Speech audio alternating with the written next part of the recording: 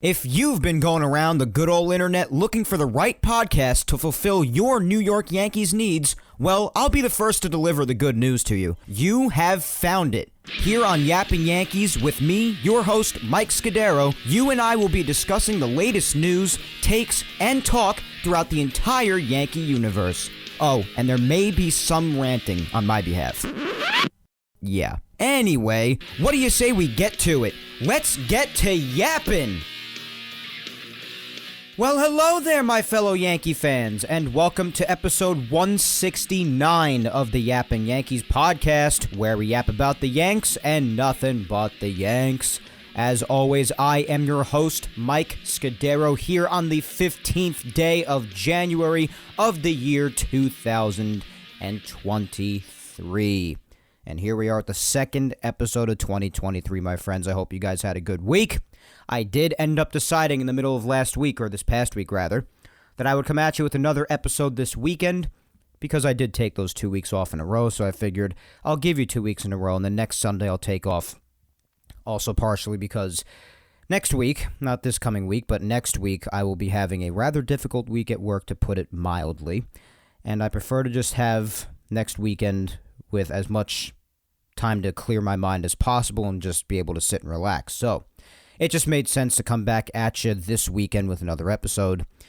Despite it being a bit of a quiet week, and it really was, especially in Yankee land, some things happened and we'll discuss them, but mainly quiet as we're in the middle of January, so we're basically just like right in the middle of the offseason as it is, mid-January.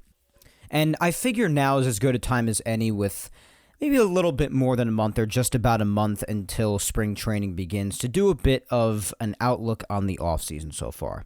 Because a lot of people, as you know, mid-January comes in, a couple of weeks before we know it will be in February, and that is the month that spring training already begins. So with that nearing, and the next time that I will be talking to you will be January 29th, where February is right around the corner.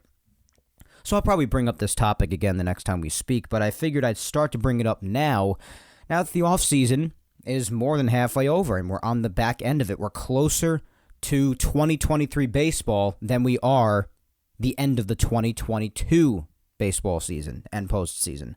So since we're getting close to that, I figured this is around the time I start to really just look at the offseason so far for the Yankees. And I've liked certain things that they've done. I really have. I love the addition of Rodon. I am a huge fan, obviously, of Judge and Rizzo returning. That goes without saying. But there's been the criticism still that people continue to mention week by week, including myself. I mention it week after week after week here on the podcast, that if you compare it to last year's team, that same team that lost to the Astros, that same team that went through much of the 2022 season, this team has not gotten much better, if at all. The main problem, as we know, lied at the end within the offense. That is what ultimately became their undoing at the end. Pitching was good for the vast majority of the season, hit a big bump around the midway point throughout all of August, bounced back a bit in September. The offense definitely hit their rough patches as well, especially around the halfway point of the season in July, August. But it was especially their undoing in the end, and that was really where most people expected for them to really eye some improvements. And as far as the offense, yes, they did well to bring Judge and Rizzo back, but are there improvements? The answer so far is no. It's the same as last year. I mean, yeah, Bader was an improvement, but you did have him for the second half, or at least some of the second half, because he spent a chunk of the second half from when the trade was made until September, or midway through September, being injured. And obviously he made his impact known. I mean, he was phenomenal right when he came off the injured list all the way through to the end of the playoffs. Best hitter in the playoffs. Probably only ahead of Rizzo. And so that was a great addition. And it could be going into 2023 as well. But what are all the other positions? They're the same or maybe even a downgrade so far. Because they keep on going on saying, oh, this is the team that didn't have DJ LeMahieu, they didn't have Andrew Benintendi, and that would have made a difference. Well, now you don't even have Benintendi because he's on the White Sox. DJ, his health is still up in the air, even though they're saying that he should be good to go. But it's up in the air, and you don't know what will happen when he actually steps on the field and starts to play again. And the only upgrade that I could see at this point, with it being really unlikely in having a left field improvement at this point, the only potential upgraded position could be shortstop if you put Peraza there instead of IKF. If you put IKF there, even that's the same. You're still going to have Donaldson at third at this point. I think it's safe to say. I don't think Cashman was bluffing at this point now in saying that Donaldson is going to remain the third baseman, at least to start 2023. Because I personally have less than no faith that he will bounce back. No faith at all. The Yankees seem to think that his bat has something left, despite him only getting older, and last year really being the first sign of his career of taking a humongous downturn, being by far his worst offensive season ever. But the Yankees, for some reason, have some reason to believe that he's going to bounce back with the bat. He was fine defensively, whatever, but you didn't get him just for the defense. You definitely expected him, if you were Cashman, when you made the trade, to make a big offensive impact as well. You definitely expected that when you got him, and you didn't get it. You got way less than nearly no production. I mean, this is the same guy who pimped a bunch of fly balls like they were hit 550 feet and then got hosed a number of times because he just started trotting the bases, did his classic bat flip, big mouth, the whole deal. We know Josh Donaldson. We don't got to go over it. So he'd be staying the same at third, unless you put Peraza at shortstop over IKF, which is what you should do at this point if you're not going to make any other moves. And I think it's pretty obvious they're not making any other shortstop moves at this point. And Volpe is probably not going to start the 2023 season in the major leagues, as he probably shouldn't. I definitely think he should see the major leagues at some point during the year, but the chances of seeing him to start are very low. So give Peraza shortstop. Unless you do that, there's no improvement there. With all the stuff going on with Gleyber Torres now, second base is a little bit up in the air, even though you still have, you could put Oswaldo there, but even that's a question, because we'll get to it in a second, but because of the lack of left field improvement, you might have to put him out in left again. So even that's a question mark. You could put DJ there, but where's his health at? Either way, same players as last year. First base, you still got Rizzo. Right field, you still got Judge. Bader, you got center field. And left field, it really seems unlikely at this point, as upset as it makes me, that the Yankees are getting Reynolds. There were continued reports all throughout the week of what the Pirates are asking for Brian Reynolds, and I definitely wanted to hit on this as well. They apparently requested, at least from what I read, 2 out of the 3 big prospect names of Volpe, Peraza, and Dominguez. And that's a bit much, because not even just them, and then some. And I looked at that, I was like, all right, that's a bit much. That's a little bit much. And I expect the Pirates to demand, as what some are calling it, a king's ransom. I get it. And they should. But they're probably not going to be able to move their guy if they do, as they have, and nothing has happened so far. And do the Yankees have to do it if they don't want to? Of course they don't. And if it were that much, if that really is how much they were asking for, then at that point, I think I understand not pulling the trigger. And listen, I'm as big a Brian Reynolds guy as anybody, and I will acknowledge as much as the next guy that not nearly every prospect is going to work out. I've said that a number of times. But giving nearly or maybe even all of them away, I mean, and then some on top of that, it's a little bit much. It is a little bit much. So even I'm hesitating a little bit there, and I'm not a prospect hugger at all. I'm really not. If you heard a lot of my takes on some of the trades that the Yankees actually ended up making in reality, or trades that I wanted to see happen, and I put a potential scenario out there involving prospects, you would know that unless absolutely warranted, I am not a prospect hugger. So, but when it gets to be that much, you're talking about 2 or 3 of the top 3 prospects. That's a bit much. So, while that is a bit much, it is unfortunate that you won't get the guy if that is the case. And it's unfortunate with what you'll have to do, because you're not going to have really much of an improvement there. And you're probably going to have to put someone out there, again, who does not play that as their primary position in Oswaldo Cabrera. Did he do well for a chunk of the time, especially for someone who did not really have any outfield experience prior to being called up? Yes, he did a fine job, but it started to fade towards the end. Everybody was talking about it. Let's not pretend like that didn't happen. Started to make some silly mistakes out there. Don't blame him. I blame the Yankees for not having a competent left fielder. Someone who plays the outfield first, which is what I really would have rathered. But he started to slip up there towards the end. And I do think that Oswaldo would be better off in the infield where he belongs first and foremost. Now they're probably going to have to put him back out there in left field, which if they have to, listen, we have to live with it. That's the way that it is. But I can't pretend like I'm a huge fan of it. I think it could be worse. You could put Hicks out there. It's 10 times worse. And by the way, I have had enough. And I know you kind of have to touch on it because he's still on the damn roster, unfortunately. But I think Yankee fans would rather stick pin needles into their eyeballs rather than even ponder Aaron Hicks seeing the field ever again. And you put on the Yes Network, and I love the Yes Network crew. I'm a big fan of Jack Curry's. I like Michael Kay, despite a lot of other people not liking him for some reason. I appreciate him. I don't know.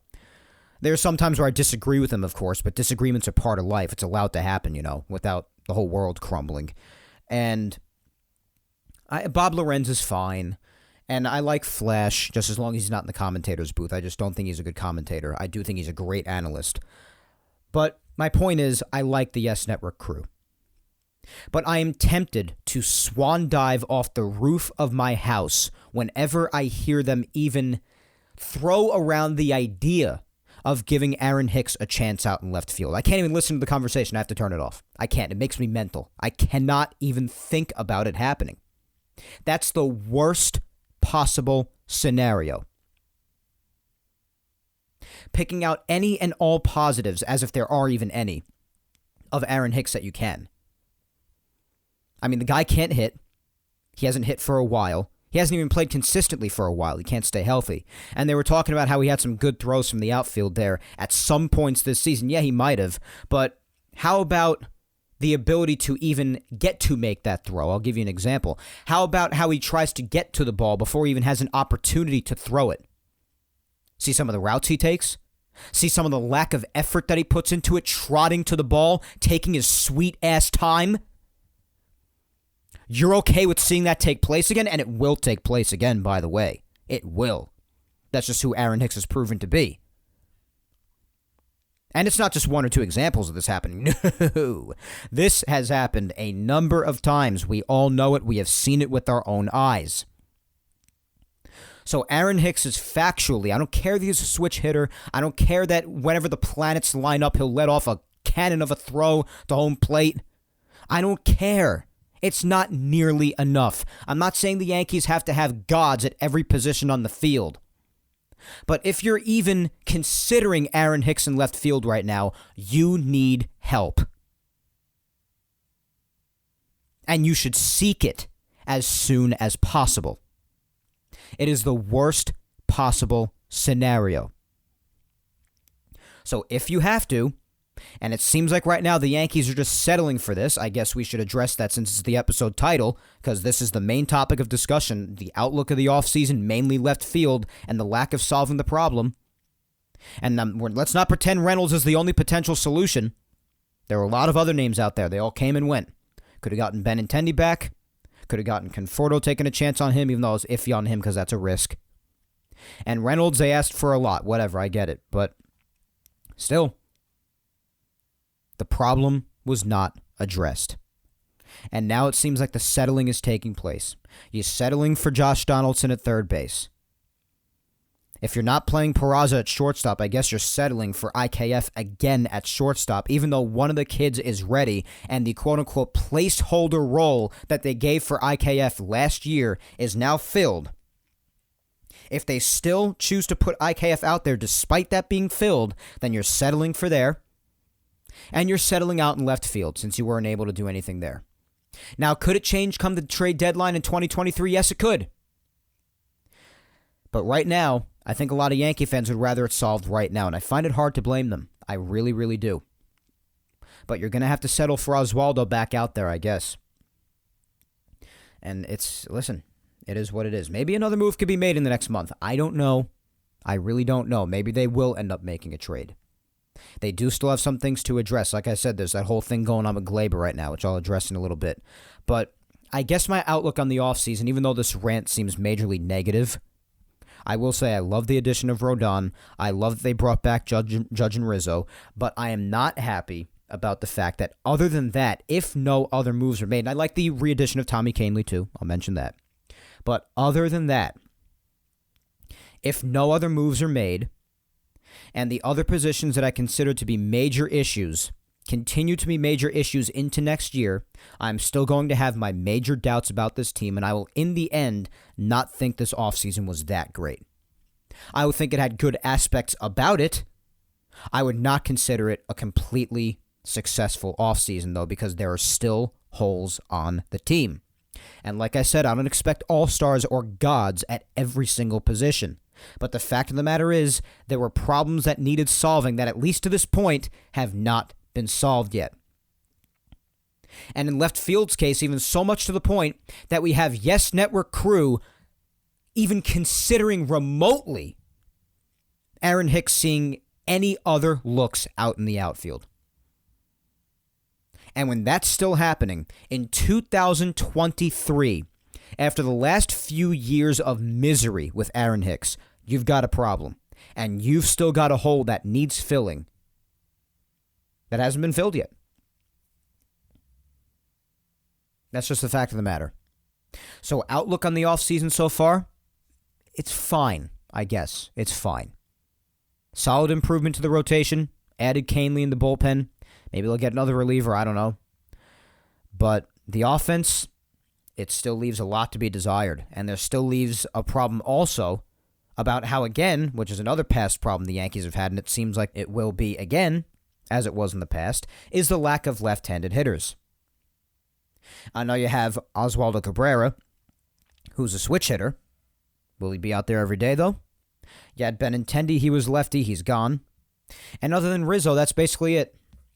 So you've also got a lack of lefties. And I know because I've said this in the past, so I won't appear like a hypocrite and going against what I said in the past as well. I myself have said that no matter how many hitters from one side you've got, all that matters is that those hitters are effective.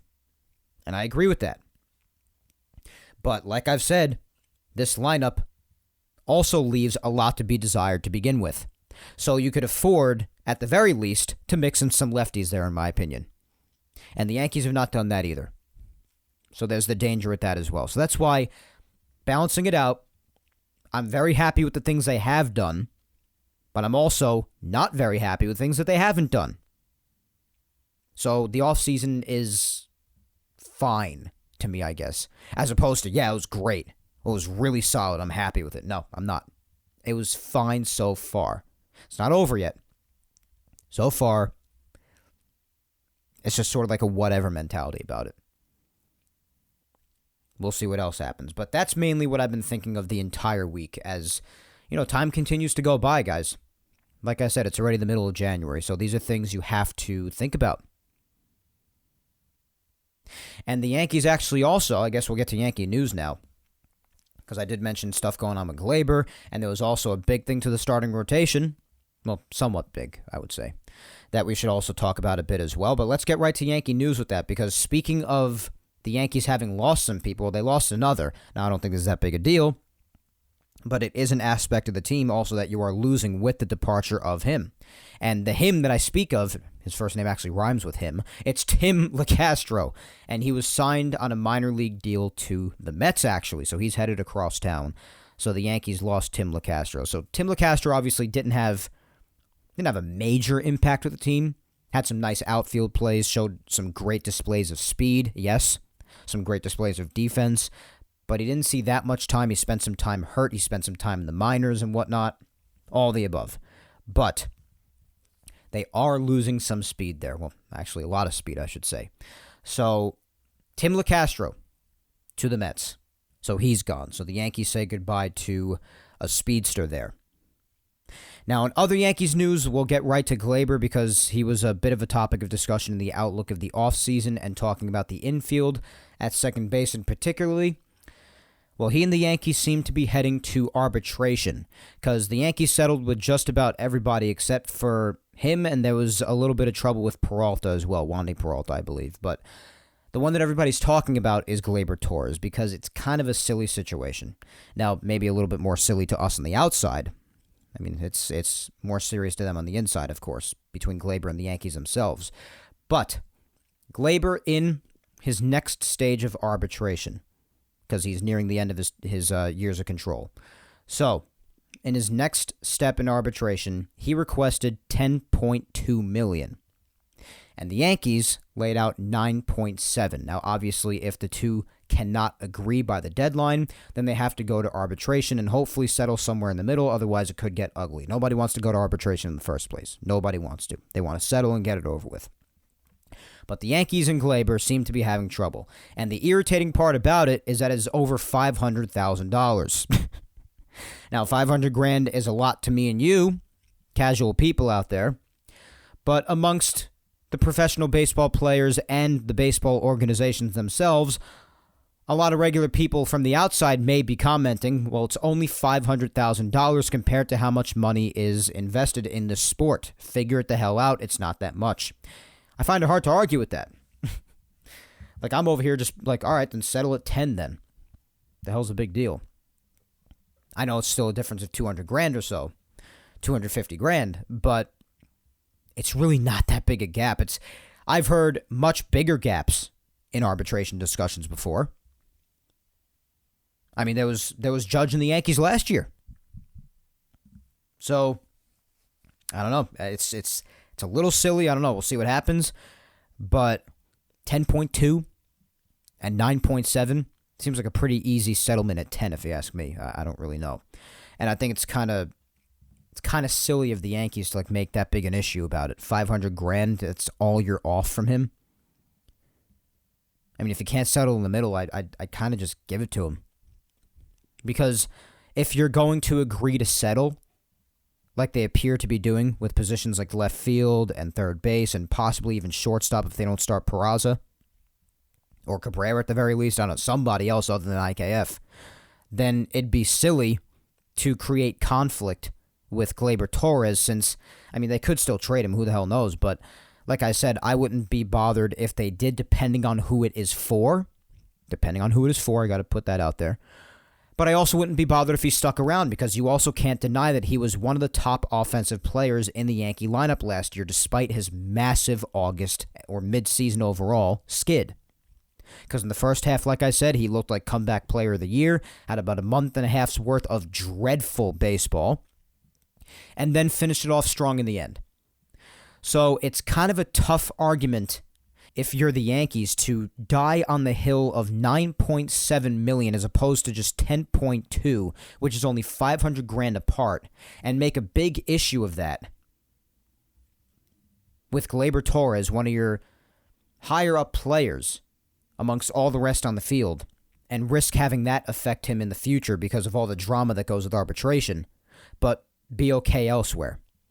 And I know it's tough to compare because arbitration's a different story. It's its own animal. I know how it works. I'm not 5 years old, but it's just kind of a tough hill to die on. I would probably just really sit down and just freaking settle at 10. Easier said than done being on the outside, I'm aware. But if it becomes that big of an issue, I really would just cut it off before it grows to be too big. Over $500,000. I don't think you could afford to lose Gleyber Torres if you don't have any intentions of trading him for someone that would legitimately improve your team, and you really want him to be around because he would legitimately help out. I don't really think you should be making a big issue of $500,000 if you're the Yankees. So I hope that doesn't become a long, drawn-out process because it really is not necessary. It's really not. So that's the deal with that. Gleyber and the Yankees with the arbitration drama. And to be honest, the only other thing in Yankees news was the news of Frankie Montas. So there's that as well. And this one I'm kind of going to go on a tangent about because I'm really ticked off about this. Now, I know there's sort of a negative tone over this episode, but there's not really much positive that happened this past week amongst the couple of things that did happen. It was, like I said, it was mostly a quiet week otherwise. But the things that did happen with the Yankees this week, I would say, are pretty negative because it was another week of just seeming like things are just staying more or less the same, and the team is mostly being run right back. And even though it's not really that much of a loss, Tim LeCastro going, element of speed there, Gleyber Torres and Yankees arbitration stuff, and now this being announced as well with Montas. I don't know, it's just leaving a sour taste in my mouth just for this past week involving the Yankees. But they announced that Frankie Montas will be missing the first month or so because his shoulder is still giving him inflammation issues. So you want to tell me that after months of not doing anything really, his shoulder is still this bad? Are we sure it's just inflammation and there's nothing else there? Nothing else that's going to magically appear in a test months down the line or maybe weeks down the line that keeps him out even longer and makes this trade look like even more of a bust than it's already been up to this point? Because this is getting ridiculous now. And with this news, in case you were also including Clark Schmidt and or Domingo Germán in any sort of trade packages to try to make an improvement anywhere on this Yankee team, well, you could rip them right out of that trade package now because the Yankees kind of need them with this Montas news now. You're going to be having Clark Schmidt and or Domingo Germán slotting in for that fifth starter role at this point. I don't know, man. I just don't really understand the Montas situation. Right when he was traded here, I mean, there were already major concerns with his shoulder. He was still coming off of an injury for the most part, and it was just really iffy. He was even going through some personal stuff. That's personal stuff. It's totally different. That's fine. Take all the time you need with that. But there were massive injury concerns with his shoulder, and it was a major red flag when he got here. Now, I'm not going to sit here and pretend like I wasn't thrilled about the Montas trade. I was. Because after missing out on Castillo, which I understand the Reds got a lot for him, but after the Yankees missed out on him, I mean, I wouldn't blame Cashman if he just felt like he had to make a move, and maybe they did some ignoring of the true concerns of Montas and his shoulder. But now I'm really just starting to question whether or not this organization truly did their proper research and homework on this guy's shoulder when he was acquired, if they just brushed it under the rug. Because this is looking really bad, man. He missed so much time with this problem with his shoulder. And when he didn't miss time with it, he was an unmitigated disaster on the mound whenever he pitched. Which gave some credence to his prior bad numbers away from Oakland, which I was aware of at the time. I was. But I figured maybe he could fix it. Putting on a new uniform, playing for the Yankees, maybe it'd help fix it. He'd correct some of those struggles, but he didn't as far as when he's pitched so far. Most of his starts, he was terrible. He had a couple of starts where he was okay, but most of the starts were an utter train wreck. He would just fall apart at the seams, just totally collapse. And when he wasn't doing that, he was missing time being hurt again. And now, after multiple months of no activity in the offseason, he is still going to miss about a month. So the Yankees stopped playing in October. And what you're telling me is that after an entire offseason's worth of rest for something that's apparently just shoulder inflammation, they claim, he is not going to return until around May? How is this possible if it's not something worse? I just want that explained to me. That's all I want explained. I think the Yankees 1 through 4, especially so long as Severino stays healthy, which is another if, I know. But especially if he does, I'm still confident in this rotation. And I think Domingo Germán could at least put out some good starts. I would probably choose him over Schmidt for a number 5 spot if I had to. I just don't trust Schmidt in the rotation. And he definitely had his bad appearances, especially towards the end of last year. But I would definitely put Germán there in the 5 spot if I had to, despite my dislike for Germán personally. But, I mean, listen, there's really no other choice. Can you imagine if the Yankees didn't get Rodon, the pickle they'd be in right now? So thank God even more so that they got him. Hopefully he stays healthy too. And so Montas out for at least a month. I just don't get it. It's really seeming weird to me. It really is. Already this much time off, not doing anything. other than maybe some routine throwing. But I doubt even that, because if the shoulder has been giving him this much trouble for this much time, he shouldn't be doing any work. And after all of this resting time, there's still so much trouble to the point that he might be out until at least like May. And you could say that confidently back in January, after already about 2 or 3 months worth of rest. It's got to be a worse injury there. It has to be. And if it is, then this would go down as yet another disastrous trade. And again, I know part of that also depends on how the other pieces do on the other side of the trade. I get that. But still, you're giving away prospects for someone who just doesn't work out at all. And it's tough for me to argue this, I know, because I was a fan of the Montas trade. I did acknowledge the shoulder concerns and just prayed that they didn't take place. But now that they have, it's looking really bad, man. It's looking really bad. There's an account on Twitter. I don't know how many of you know it. You'll have to excuse my language, but in this case, there's really no getting around it. But the Twitter handle for it is Yankees Slut. It's a great account, tweeting out a lot of Yankee stats, a lot of Yankee opinions, many of which I happen to agree with. And this is another one that I happen to agree with. And it's as true as it gets if you look back at the last 2 or 3 years worth of trading for Cashman.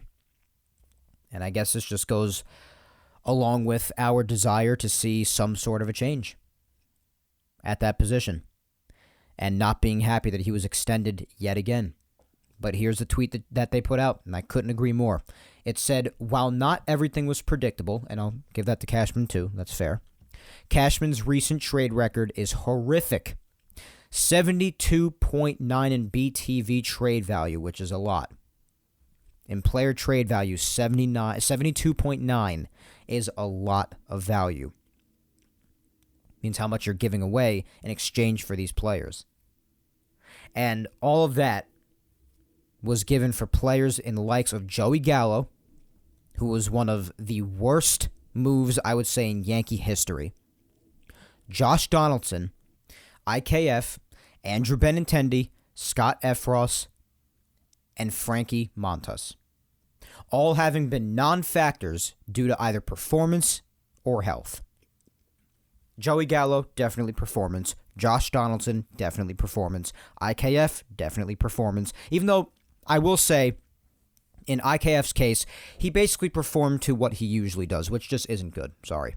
Andrew Benintendi, I would definitely say health. And when he first got here for the first couple of weeks, performance. Because he took some time to warm up, and then he started to really get the swing of things, pun intended.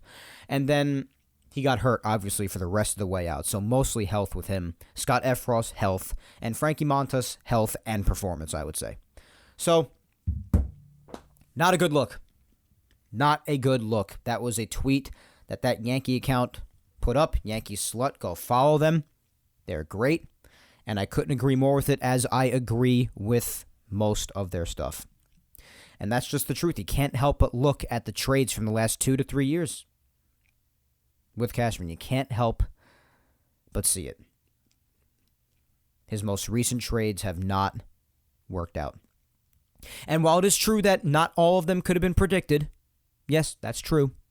But when it's one after the other, after the other, after the other, after the other, it admittedly gets a little difficult to ignore from an outside perspective.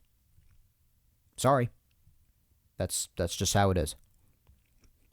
And like they went on to say, 72.9 in trade value. That's a lot. That's a lot of value at the times of those trades. Not ideal. So, that's really all there is for Yankees news from this past week. And it's not great stuff, especially Gleyber, the stuff with Gleyber. Montas is annoying news.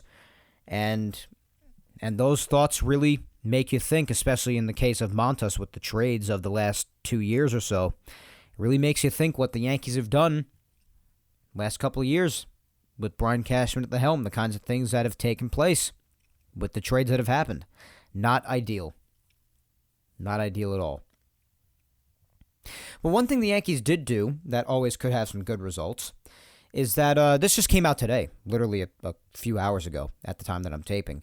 But the Yankees apparently agreed to a deal worth an estimated $4.4 million with a major international free agent outfielder, Brandon Maia.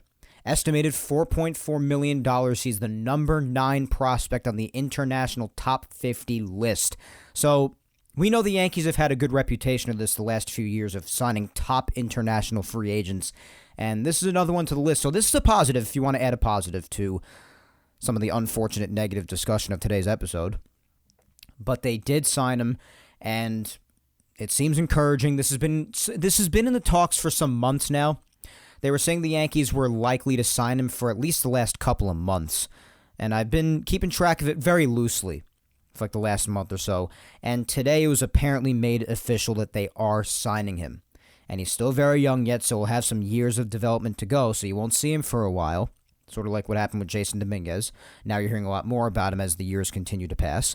But it seems really promising what scouts seem to be saying about him early on.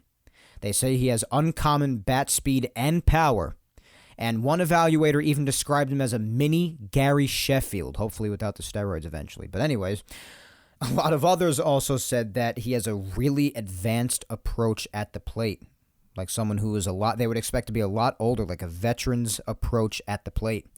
He's very aggressive, and he's starting to get a better understanding of the strike zone already, so he is quickly progressing in his development, and the Yankees have brought him aboard. So as the years continue to pass, I assume we'll be hearing more and more about him. Congratulations to Maia for making it here. Hopefully, if it is warranted, he does get to see some legitimate playing time here someday. It'd be awesome to see.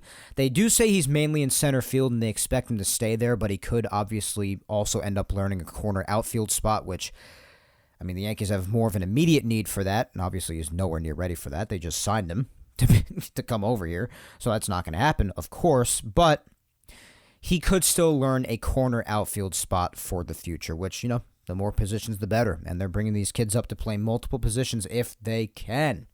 So we'll see what comes of Maia, but that just became official today after the multiple past few months of discussion that the Yankees could end up bringing him aboard and were very likely to do so, and now they officially have. So there's your one positive piece of news, that the Yankees continue to be very much in on the international free agent market. Other than that, really, throughout all of baseball, mainly quiet week, I would suppose. Trey Mancini did go to the Cubs. With Carlos Correa, I guess the third time was the charm, as the saga that we have never seen before and could very well never see again finally met its end, especially because of the official news that he did officially, finally pass his damn physical. He did end up eventually, ultimately, after all the drama, the last few weeks, more than the last few weeks, he finally ended up just ultimately going right back to Minnesota. After all of that, 13 years, $350 with the Giants. Failed physical, no good. Everybody thought the Giants were nuts and making excuses for it. Mets immediately grab him. 12 years, $315. Mets start to voice some concerns over it. Apparently now the Giants aren't that crazy or pathetic. And the Mets apparently, through reports, especially mainly through SNY and DiMartino, were saying that amidst conversations trying to change and modify the contract to make it more suitable to Correa's results in his physical and his health, apparently the Mets were starting to get irritated and impatient with the conversations. And then it started to come out a few days ago that the Twins were heating up in talks with him in his camp. And then it was announced that the Twins got him for 6 years, $200 million ultimately. So 13 years, $350, 12 years, $315, then 6 years, $200 with the Twins after everything taking place with his health issues. Ends up getting it done and finally puts an end to a saga that, again, we may very well never even see again. How freaking crazy, guys. I couldn't believe it day by day as it continued to go on and more reports started to come out about everything post-Giants, and then everything just continuing to go into a negative direction with the Mets, which a lot of people just took as Boris just putting out there to the media to press the Mets, which honestly was very likely. Don't blame them at all for thinking that. I even thought that to some degree. But then it ended up seeming pretty legit since he ended up really not signing back with the Mets ultimately when the Mets tried to modify the deal and make it more suitable to Correa's health, making it more realistic in that sense. And he ended up going back to the Twins. So from a talent and production standpoint with how much the Mets could afford to have another bat, that's a big blow to them. A lot of Met fans who were completely psyched were all of a sudden pretending to not even care, saying that he was damaged goods. That's just copium for you right there. And, I mean, listen, if you felt that way from the beginning, then fine. You have a right to feel that way. But I know a lot of people that made it very publicly obvious that they were thrilled to have him. And they now want to pretend that he's damaged goods and they don't even care. It's not how it works, guys. It's not how it works. So, I mean, just admit that you're upset and ticked off. I mean, you'd be respected more, I think, if you just admitted that. It's fine, whatever. But for Carlos himself, it would seem again that the third time is finally the damn charm. Congratulations on your Minnesota contract. My God. What a saga that was. That ought to live in the history books forever. All right, well, now that we're done with Yankees news, let's head on to the social media segment to wrap things up for the rest of the show. And it's actually something today that I have not done in a while, so it's pretty refreshing that I'm doing it for today. But I finally decided to whip out the Q&As again. So I'm doing a Q&A with you. You ask, I answer. I've not done this in a number of weeks, probably even a couple of months, to be honest. So you ask, I answer. Let's get right down to it. First up, let's start with, let's see, at Eric_Pellis saying, why is nothing said about lineup construction? Lack of left-handed hitting in Yankee Stadium is concerning. Was somewhat addressed with the Carpenter signing and the trade of Benintendi. The moves helped them, and that's why the lineup is weaker than last season. Yeah, Carpenter was the other left-handed hitter I even forgot to forget. I'm so sorry about that, Carp. You know I love you to death. But, yeah, it's another one. Another loss of a lefty. So, yeah, listen, I mentioned that as a concern, and usually I don't harp on that too much as long as the right-handers are efficient enough to get the job done. Then it is what it is. But when the Yankees appear to be settling like they are with a lot of positions that could otherwise use some vast improvement, and you factor in the obvious that everybody always talks about, that Yankee Stadium is hitter-friendly for left-handed hitters with that short porch in right field, it's tough to not make more of an issue of the lack of lefties, like you're saying, Eric. So at this point, yeah, I have to agree with you. It is an issue, and it is pretty incredible to me that, yeah, the Yankees did try to incorporate more lefties and did a good job at that. But either their health became a concern or now they're no longer here. So it is a problem yet again that Cashman has not addressed. And it's been a major problem for a lot of years for Cashman now. Having that short porch in right field being the main advantage at Yankee Stadium. Because, again, a lot of people would argue that all of Yankee Stadium is hitter-friendly, and that's just factually not true. It's mainly the short porch and right. And you do have that there, but Cashman has not added a lot of lefties in most of the seasons that the new Yankee Stadium has been up. And now he seems to have a bit of a problem with it again. So it is a valid problem to mention, especially when the Yankees seem to be settling in certain positions that need improving. So I can't argue with you, Eric. I don't know why not a lot is being done about that. I'm not really sure. Just like I'm not sure why some better attempts weren't made for left field, or trying to find another solution for third base, or maybe not even taking on the contract of Donaldson in the first place and grouping IKF in there. Because some of us didn't like that trade from day one. So just things like that, At Baseball Tzar is up next, saying, why did Davey fall off the face of the earth? Well, because he stunk lately. Have you taken a look at some of his minor league numbers the last year or two? Take a look at them. They're horrible. So that's why Davey Garcia has fallen off the face of the planet. But, yeah, look, we'll say some stats. I'm not saying he can't correct them. He's still only 23 years old, for the love of God, so he can correct them. But, I mean, it's been ugly. Really bad. I mean, go mainly take a look at most of his 2021 and 2022 numbers. I mean, it's horrible. You had in 2021, let's see, total ERA of 6.85, it says. 2022, 6.89. In AAA, 7.96. And AA, 5.40 in 2022. It's really bad. AAA in 2021, 6.85. In 24 games started. In 22 games started, rather, 24 games pitched. It's bad.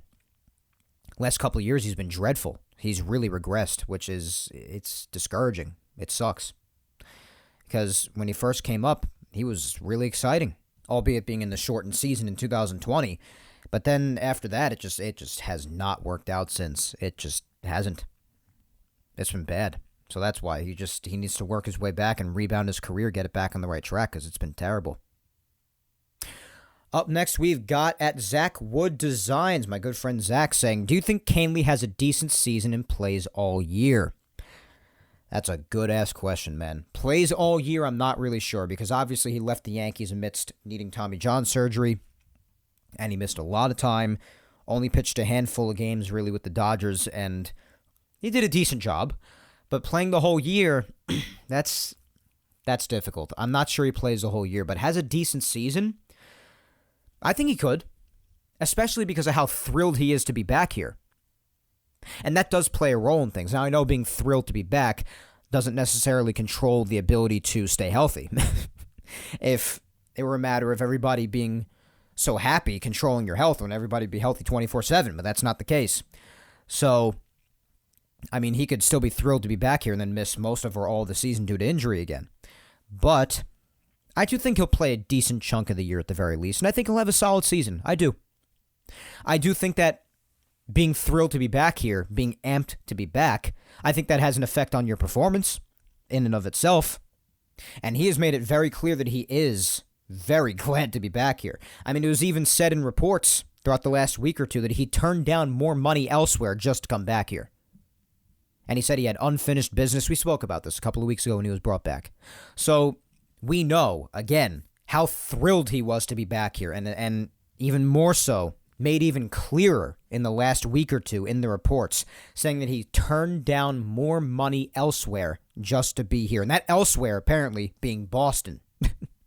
Didn't want to go there. Wanted to be here, back with the Yankees to finish his unfinished business. So I do think that kind of excitement, that kind of motivation, that kind of thrill, and I'm sure the Yankee fans will greatly welcome him back. He's a fan favorite here. So with all that combined, I think he could very well have a great season. I hope he does. Because if he ends up being the only addition to the bullpen really this offseason, while the Yankees do have some studs coming back off the injured list in the likes of Michael King, Ron Marinaccio, it'd be made even better if Tommy Canely is just transformed back into a stud. And I hope for that as much as the next guy. So I do think that he has at least a good season. I will definitely say that right now. I'll predict that. He has a good season. Solid. Not fantastic, not godly. But I think it's pretty solid, at least. And playing all year, at least a chunk of the year. Because he may be limited as well. Maybe. A little bit. Since he's missed a lot of time the last couple of years. But we'll see. I have faith in my boy, though. I love Tommy Canely. I'm a big fan of his, so we'll see. At Jeremy Arroyo says, I would like a Mike update. How are you doing? How have you enjoyed this offseason? How's the family? What are the plans for Yapping Yankees in 2023? Give us the tea. Wow. Personal question. I'm down for it. I guess I'm all right. I'm going through a bit of a tough time because my job is it's so demanding, and it takes up much of my time. It really, really does. It's a lot. My regular job, because I don't know, for those of you who don't know, I'm a program director and operations manager of a radio station out in Eastern Long Island, and it's a lot. I run a staff. I run the whole station. I'm responsible for making sure the schedule is going okay, making the schedule itself, editing, producing, making sure everything's running okay. It's a lot. The list goes on and on and on of my responsibilities. So the job takes up much of my time, which is why at times I was sounding a little bit doubtful about the future of Yapping Yankees, because I was contemplating, am I just going to need to go full throttle on this job? But I can't let go of Yapping Yankees, man. I love doing this too much. It's so fun interacting with you guys. It's just fun talking about what I love with the Yankees. And it constantly reminds me about why I'm in the radio industry in the first place, or just in the broadcasting industry at all. Because I want to talk about the thing that I love more than almost anything in this world, and that's the Yankees. Almost anything. Of course, my immediate family and people like that come first, obviously, duh. But I have a passion, an unmatched passion otherwise, for much of anything else than I do with the Yankees, and I love talking about them. And it reminds me of my dream and why I'm doing what I'm doing.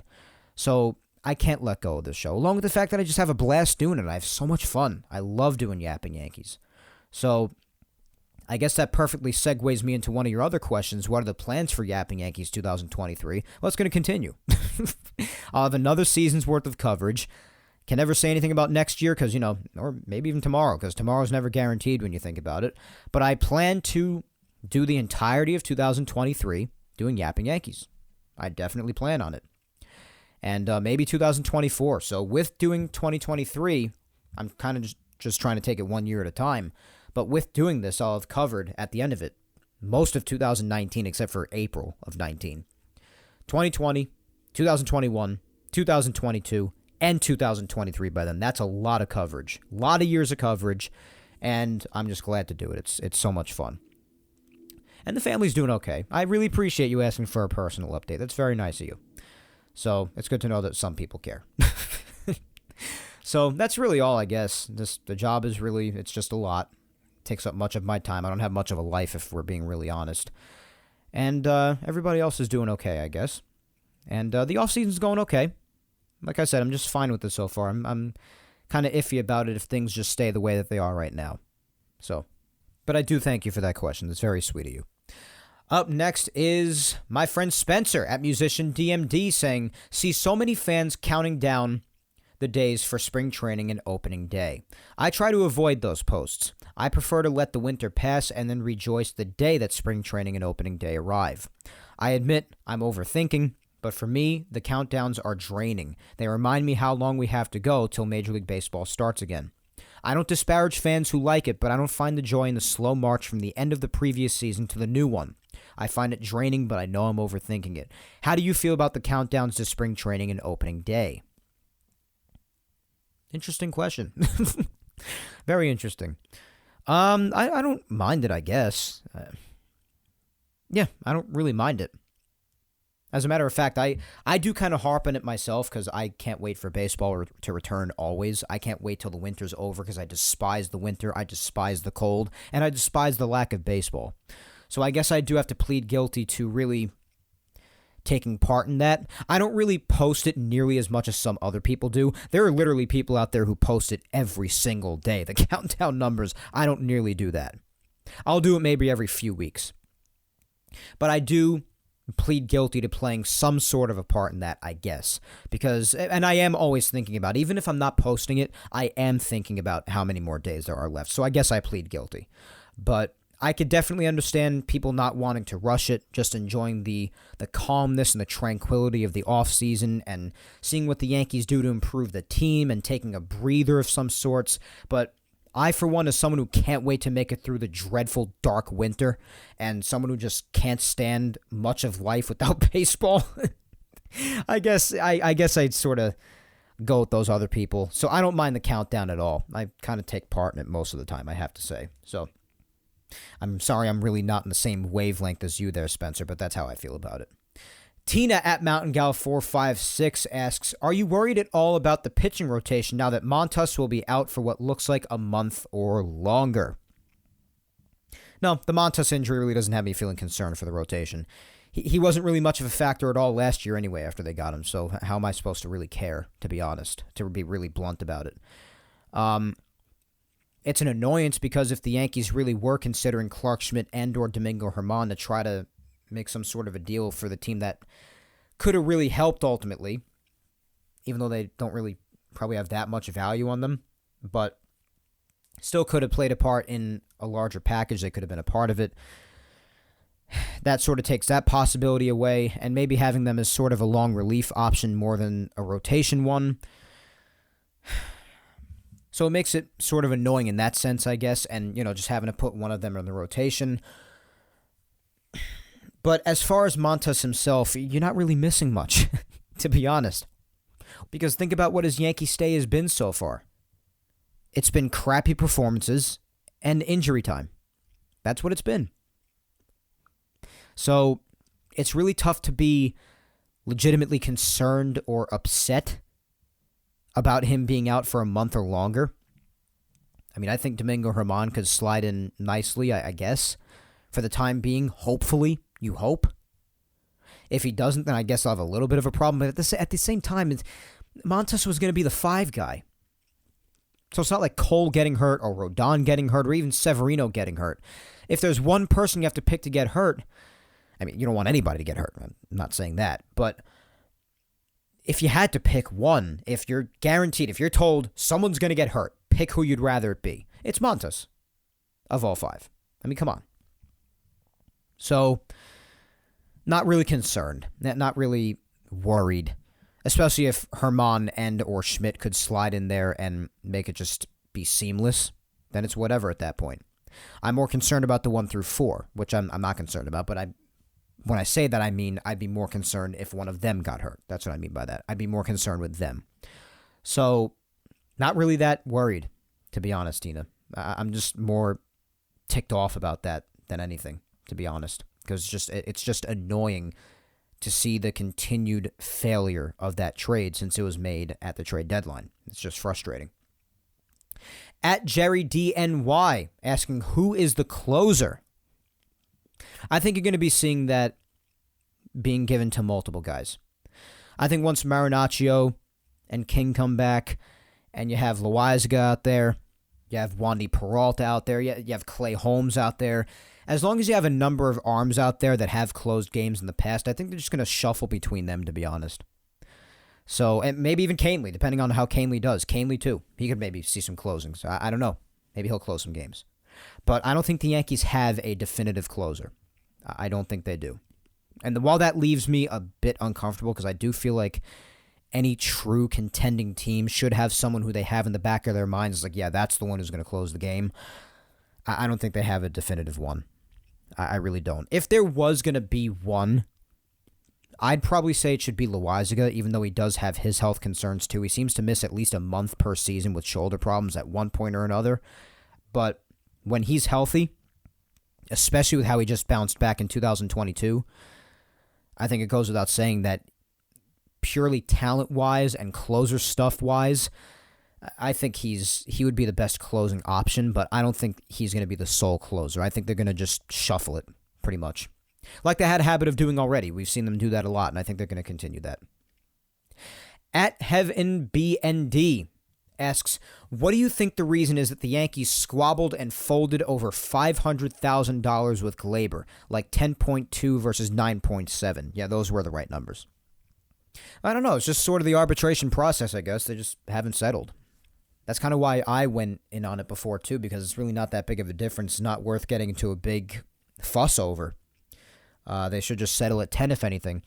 But it's just the arbitration process. I don't know. We'll see where they end up settling or maybe even not settling, and that could make things real ugly and possibly affect performance. Who knows?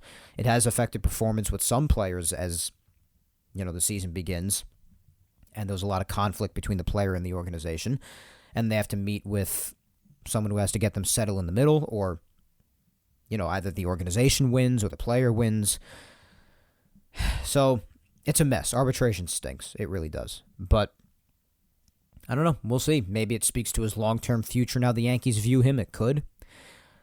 Because we all know that, and I've addressed it many times, with the Yankees having far too many infielders, especially if all are healthy. I mean, you have backup infielders in the likes of Oswaldo Cabrera, and if Peraza doesn't get the start, he'll be another backup, and you have Gleyber and DJ being both second basemen. You have Josh Donaldson at third. You have IKF either on the bench or at shortstop. It's a lot of infielders. That's like 6 or 7 guys for 3 positions. It's a logjam. We've said it many times. Millions of times we've said it since last year, especially since the Donaldson and IKF trade was made. So it could mean that they have been planning on or still plan on maybe involving him in a trade package or at some point just not really seeing him as part of the long-term future.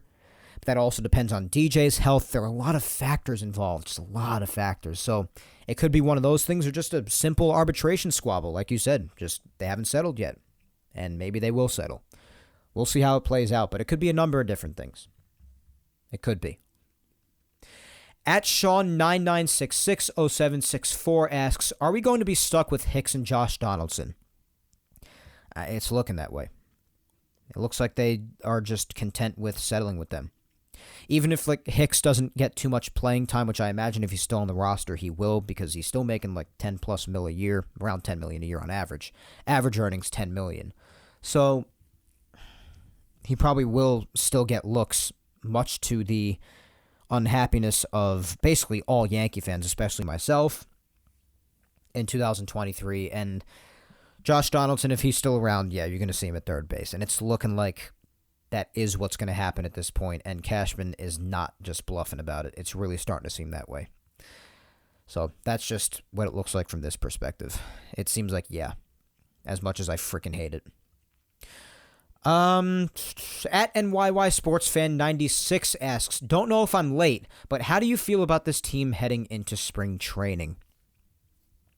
Well, like I said, the offseason's just been fine, in my opinion, so far. It's been okay. More improvements are needed. And I see this as a team. I see them as a team making the playoffs like they do every year, pretty much. I see them making the playoffs, but then I don't see them getting very far. They might make it past the DS. They could win the division. They could. But I don't see them making it to the World Series or winning it. I just don't. This is not a championship team. Because there are a number of holes on the field still that need addressing. And again, they could be addressed at the deadline. That could change everything. It could. I don't know. I'm just saying at this point, because you said the question was, how do you feel about this team right now heading into spring training? That's how I feel. About this current roster on January 15th, 2023, this is not a championship team. It's not. I'm sorry if it upsets you or pisses you off hearing me say that, but it's not a championship team. It's as simple as that. Third base and shortstop if Peraza isn't there, and left field. And the question marks in the air about second base with this Gleyber stuff going on now and DJ's health being up in the air even. That's even a little bit of a question mark now, slightly. And some people even mentioned the bullpen being a little iffy. And now you got this Montas thing going on, which doesn't really concern me that much, to be honest. But it's just another thing to pile on. So, and if you want to even bring up the lack of left-handed hitters again, that issue. And the fact that, especially with guys like Benintendi, Carpenter, others who made big impacts at certain parts of the season when they were here, being gone now. Some people might even argue that not only is this team the same as last year with no improvements, but it might even be a little worse. So, with that being factored in, while also factoring the good side of it, bringing back guys like Judge and Rizzo and signing Rodon, bringing Canely back, that could be good. We haven't seen it yet. We haven't seen it play out. But, so when it all balances out, I'm just like, it's fine. But it's not a championship team. It's not. How could it be? Last year's team wasn't a championship team. And like it's been well established, one could argue that the offense specifically is the same or maybe even slightly worse. And that was the factor that ultimately ended up being their true undoing. So how could you say that there's a championship team right now, currently? You really can't, unless you're just not being realistic. So, at Laura_Icemont asks, how confident do you feel with this team now that spring training is a month away? So basically the same question as the last one. So I'll just direct you to the last answer to the last question, Laura. The offseason's fine, but it's not a championship team. It's not. There are still holes to be filled. All right, let's do a couple of more. At J23 Mattingly asking, do you think Boone's management style will be at all different next season? I mean, I don't really see a need for him to change now. I don't really see a reason that he would see to change. He's been the manager for basically a half a decade now, and he's mainly done, I don't know, the same sorts of things, so I don't think so. I don't think anything's really going to change. And, it also becomes a matter of how much say he really even has in things, certain things. So, we'll see. But I don't really think it's going to change all that much, if at all. I don't really think he would see much reason to change it. At Yankee Ken asks, what do you think of Jurickson Profar for left field? 70 walks, 36 doubles, and 15 homers last year for the Padres, and is a switch hitter. He's still out there as a free agent. Well, I'll be honest with you, man. I'm not a big fan of Jurickson Profar. I'm just not. I don't think he's that good. I really don't. I know he had a lot of doubles and 15 home runs, and it's whatever. But his stats don't blow me away. They don't. And again, I know you don't have to have an all-star in every position. I know, but his stats just don't blow me away. I mean, if you look at his offense, if you take away the shortened season, which a lot of people take that away whenever they evaluate a player, then he's only had 2 seasons in his 9-year career so far. And yeah, one of the years is 2012. He only had like 17 at-bats, so you can't really count that. But so for basically 1, 2, 3, 4, 5, 6, 7, 8 years of his career, and one of those is the shortened season in 2020. Keep that in mind. So exclude the 2020 season, which is the best offensive season he had, I think it's safe to say. He's only had 2 seasons where he's slightly above average offensively, in 2018 and last year. So in the other seasons, I mean, he's been bad. He's just not that great. He's really not. And he'll play like 130 to 140 games, so he'll still miss some time, and I don't know. He's got good versatility because he could play left field, he could play the infield. I get that, but I don't know. I have never been that big into Profar. I just haven't. I do value walks, I guess, but if that's the only thing you're valuing, then you might as well be going for another Aaron Hicks. I mean, and even Aaron Hicks had a decrease in that a bit lately. So, I don't know. And I wanted nothing to do with Max Kepler either. I still don't.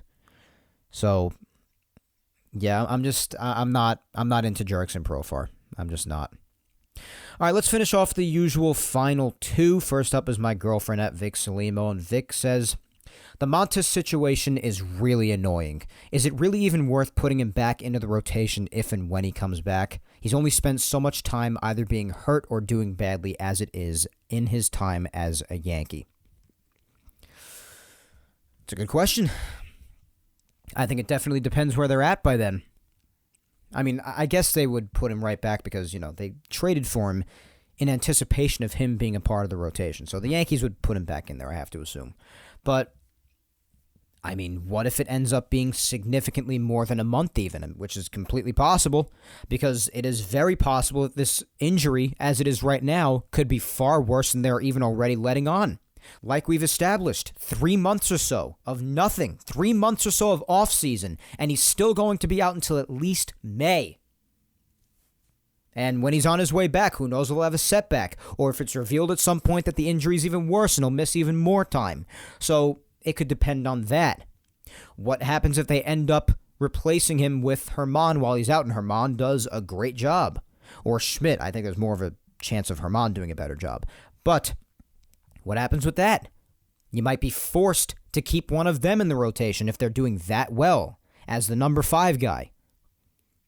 So there are factors that makes you think maybe they wouldn't have to put him back in. Maybe it's not worth it. Who knows? But when he is to come back, I imagine the Yankees will give him a shot at least because they traded for him to be a part of the rotation. The Yankees anticipated Montas to make a huge impact. And it's been a disaster so far. So knowing the Yankees, they'll give him every opportunity under the sun that they can to make sure that, he gets his fair shot. Because, I mean, as far as chances go, this is the same team who's still contemplating on giving Aaron Hicks more chances in 2023. So it's really doubtful to think that they wouldn't put him back in. I'm sure that if and when he's ready to go that they'll put him back in. But I definitely understand the question. I definitely do. I mean, for all the factors that I just said, and even more so for what you've said, for how disastrous it's been so far, even though it's only been a couple of months' worth since it was just the second half of the season. But you're right that in that time so far, and even to start 2023, as of the report a couple of days ago, it's been a complete and utter failure of a trade so far, at least from our perspective, from our side of things. I mean, at this point, the acquisition of Montas from Oakland has been terrible. And it continues to put a further stain on the history of the last few years of the Yankees making trades for pitchers from Oakland. It has not been good. Sonny Gray also comes to mind as another nightmare. It's just not a good thing to pursue anymore, it would seem. So, you're absolutely right. He's spent so much time either hurt or just doing awfully. But I'm sure they would give him a fair shake at it. I mean, depending on your definition of fair, when he is to come back. So, those are my thoughts on it, I guess. Last but certainly not least, as usual, is my mom, Julia Gina Scudero, and she asks, my question is, do you think Derek Jeter will attend opening day to inaugurate the first game with the Yankees' next captain since his reign? Interesting question. Another interesting one. We've got some interesting questions in the bunch this week. Very nice. Yeah, I think it's very possible, I guess. I don't think they'd make it that big of a deal. But, yeah, it is the first game of the Yankees having a new captain since Jeter, and Jeter has been around far more lately since he is no longer involved with the Marlins in a high-position role with them. So, it's possible. Yeah, he could attend. I would definitely not be surprised at all if he did. And especially just make his presence known. Like, maybe he'd be there to see Judge's first game as the captain. Who knows? Yeah, it's a good thought. Certainly possible. Interesting question, and an interesting one to finish off on for sure. But with that being said, I definitely thank all of you, as always, for submitting all your questions. There were a lot more, again, than usual that I didn't get to, but just keep on chipping away at it each week, guys. I'll get to you eventually. The questions and interaction in general are always beyond appreciated. You know that. It's always fun doing it. And then thanks for the interesting questions, especially. A lot of interesting ones, and even the one about my personal life. That meant a lot, man. Because, there is a lot going on in my personal life with work, especially. Because it's a lot. When you have the position that I have at the age of just 26, and I just turned 26, and I'm in this position for nearly a year already as of the first week of March, which is crazy. It's flown by. But it means a lot to know that some people out there care. So, thank you for the personal question. Thank you for the interesting questions, and thank you for the questions overall. I truly, truly appreciate it more than you know. Really. I mean that from the bottom of my heart. But that does put a wrap on episode 169 for today. Action-packed episode, even though there wasn't really too much to talk about as far as the number of things to talk about, but with the actual details of the content that we had to talk about in itself, a lot of thoughts to expand upon, and it did make for an interesting episode. Unfortunately, a chunk of it was negative because it's stuff to not feel too great about, but who knows? Some of it could change before the offseason, some of it could change at the deadline, or maybe when the team actually takes the field, it may not be as nearly as bad. Who knows? We'll see. You never know with baseball. You never know. And if anybody will tell you that, it's John Sterling, for instance. Nobody can predict baseball. It's impossible to predict, Susan. Impossible. Anyways, please remember, guys, to follow me on all socials if you do not already. Facebook fan page is Mike Scudero NY. Twitter is at Mike Scudero, and Instagram is Mike Scuds97. Subscribe across all four of the platforms Yapping Yankees is available on: YouTube, Apple, Spotify, and SoundCloud. Show your love across all of them. And if you've missed any Yapping Yankees episodes and need to catch up, episodes 34 up to 169 today are available on YouTube, and every single Yapping Yankees episode going back to episode 1 nearly 4 years ago are all available on SoundCloud, Apple Podcasts, and Spotify. Once again, thank you 3000 for listening to me yap today. As always, though, my friends, As usual, I have been your host, Mike Scudero, and I will talk to you in 2 Sundays, going back to the every other week format for now, on January 29th, when February is just around the corner. At that point, even more to talk about at that time, I would assume, when I come at you with episode 170 of Yapping Yankees. But until then, as usual, hang in there, be patient, stay safe. Look out for your loved ones. Keep those eyes peeled for more moves. Let's hope that there are some. This team needs those improvements. Let's see what happens as the weeks continue and the time of the offseason continues to dwindle away as February, believe it or not, continues to grow closer and closer. In the meantime, why don't you go ahead and kick life's ass this week as usual, my friends. And I'll be right back at you in a couple of weeks on the 29th, unless, of course, in the case something major happens, and I'll be back at you next weekend too, I guess. I do go by that as well. But otherwise, kick ass these next couple of weeks, and I'll talk to you on Sunday the 29th, my friends. Take care, and go Yanks.